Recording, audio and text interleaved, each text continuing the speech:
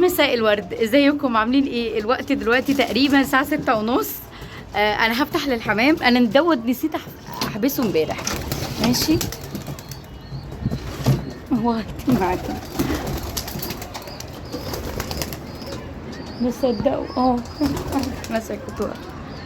ماشي. انا النهارده الفيديو هيكون سريع، بس عايزه اكلمكم في موضوع لفتني قوي. كان حد بيسال على الزغاليل، يعني زغاليل عمر مثلا 15 يوم يعني او 20 يوم بالكتير ابتدت تريش، فالاهالي عمالين ياكلوا الريش، فعاملين عارفين اللي هو زي نتف الريش كده، مقرعينهم خالص.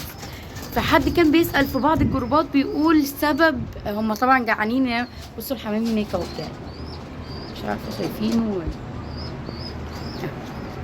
تمام اهو.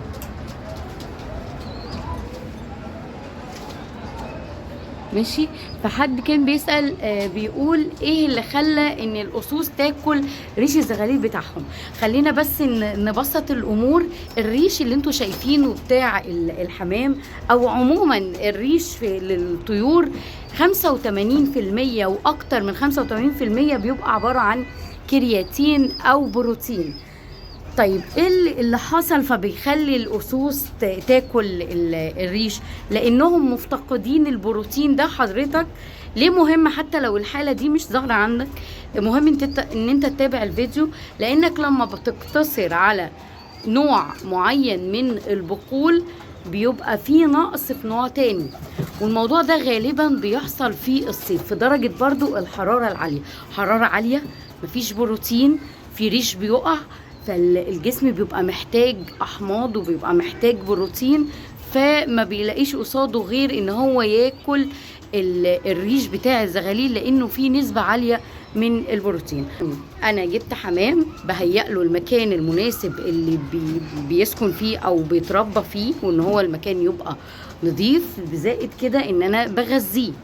ولما بقتصر على نوع معين بيحصل خلل، وبيحصل مع الحمام المحبوس.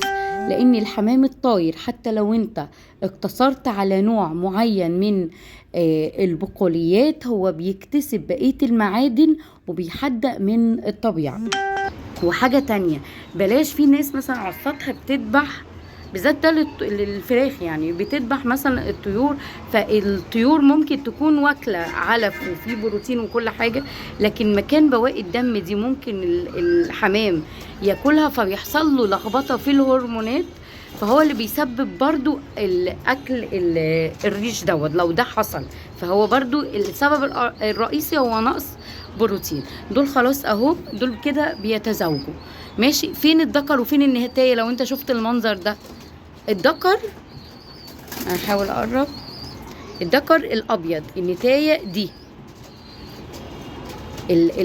المفصص. ليه؟ مش عشان شكلهم باين، لا، لما يكون المنقار جوه يعني ما يكون منقار النتايه جوه منقار الذكر تعرف ان دي النتايه ودوت الذكر. بمناسبه يعني المنظر ده حبيت احكي عليه. بس هو الفيديو النهارده بسيط. انا طبعا اتاخرت على الاكل يعني تقريبا ربع ساعه عن الحمام.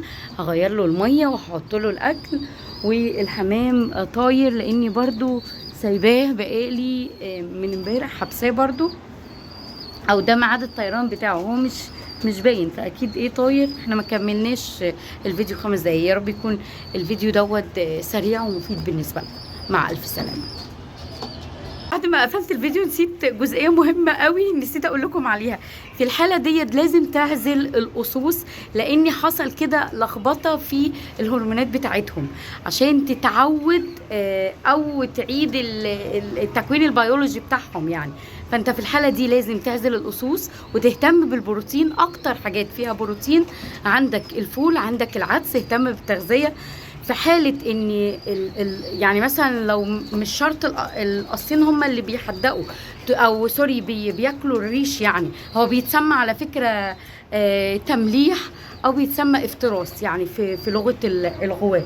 فانت في الحالة ديت هتهتم بالتحديق، يعني هتحط حضرتك تحديق باستمرار، وهتهتم بالاغذية اللي فيها بروتين زي الفول وزي العدس، وكمان وكمان هتعزل الأسوس. ولو في حد فيهم بس تحتيه زغاليل، وفي يعني النتاية مثلا ما بتاكلش الريش، هتسيب النتاية